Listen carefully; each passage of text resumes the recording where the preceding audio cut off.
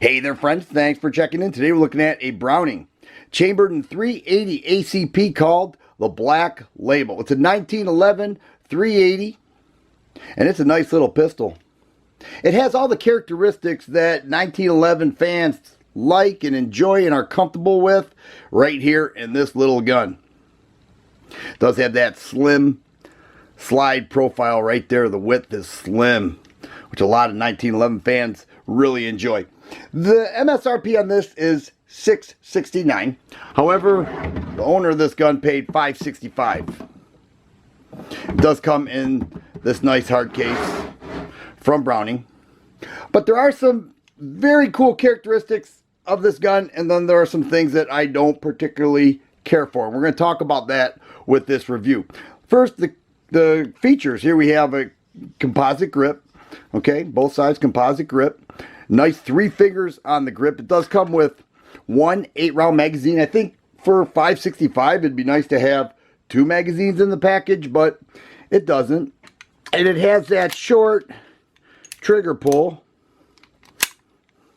4.5 pounds single action trigger pull that I find amazing with 1911s. You know, it's just very clean and crisp. Single action right at 4.5 pounds makes it a nice shooting gun. Keeps you on target with that real soft trigger. 4¼ inch barrel, black matte stainless, hence the Black Label. I think it looks kind of cool with that stainless barrel like that. Combat sights, no dots at all. Raised up a little, which is nice. You don't see that with a lot of the subcompact 380 ACP handguns. Does have a ambi thumb safety right there. Flat mainspring housing. Does have a serrated memory bump on the grip safety. And a nice beaver tail here for a nice high grip. So I like those things about the gun. Some of the things that I don't care for, I think I already mentioned, should come with another magazine. 8 rounds, not bad for a gun of this size. It's a very light gun. That's nice. But it does have a magazine disconnect. So without that magazine in there, this trigger will not fire. So I'm not crazy about that. Some people actually prefer those. I don't understand why. I prefer just, you know what, if you're ready to fire the gun whether the magazine's in or not, I want the gun to fire. This one, it won't work with it that way. Another thing is that it has a little bit of play in the slide. See that there? Now, not so much in the front, but back here you can see that. You can feel that. Now, a lot of 1911s don't have that. You know, 1911s are known to be very tight. This one just has a little bit of play.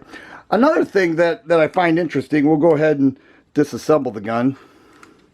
We'll push this spring cap down, move the barrel bushing off to the side. It disassembles the same as a 1911. We'll go ahead and move that slide back a bit, and oh, I've got the thumb safety. Still had the thumb safety engaged, but we'll go ahead and pull out this pin, and we'll notice that it does have a partial length guide rod. All right, nothing wrong with that. Many 1911s have that. However, it is polymer. Now, this is not the first time that we see polymer guide rods in handguns. It actually happens quite often. I think it was installed this way to cut down on the weight. You know, the unloaded weight is 18 ounces, which is pretty nice for CCW. However, I don't see this too much with these GI guide rods. Typically, they are metal. Do I think it's going to make a difference in the shooting? No, not at all. And nor do I think it'll make a difference with some of that slide wobble. I don't think that will make a difference in the shooting either. However, it's a you know, a feature that I prefer not to have in 1911. You know, consistently with 1911s, you typically see a metal guide rod.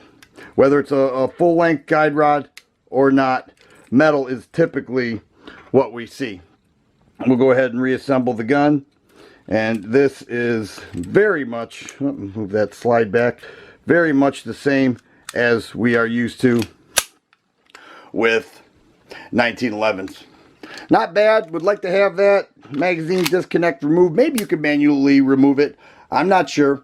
The manual says 18 ounces unloaded. Let's go ahead and get the unloaded and loaded weight for this Browning 380 1911 Black Label. Here we have an unloaded Black Label. It's actually weighing in less than what the website says. On my scale, it's weighing in at 16.5 ounces. Now let's go ahead and load it up. I had a viewer say, hey, why don't you load it up in full condition, you know? Are you worried about safety issues? I'm not worried about safety issues at all. Keeping one in the chamber. I carry every day with a round in the chamber. I just engage that thumb safety, lock up that hammer, lock up that trigger, and it's good to go. So now we'll load it with a total of 9 rounds. This is Full Metal Jacket, MagTech 380 Auto.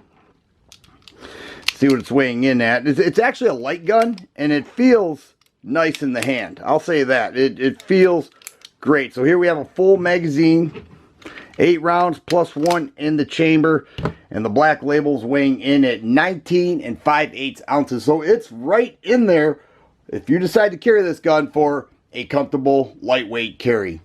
So there it is, Browning Black Label 380 ACP 1911 pistol. Everything that I mentioned tells me that it's going to shoot very nice at the range. I will be getting this to the range shortly. Be on the lookout for a range review. I really do look forward to that. If you like videos like this, please subscribe and share. I always appreciate the thumbs up button. Thanks for watching, and you guys be safe.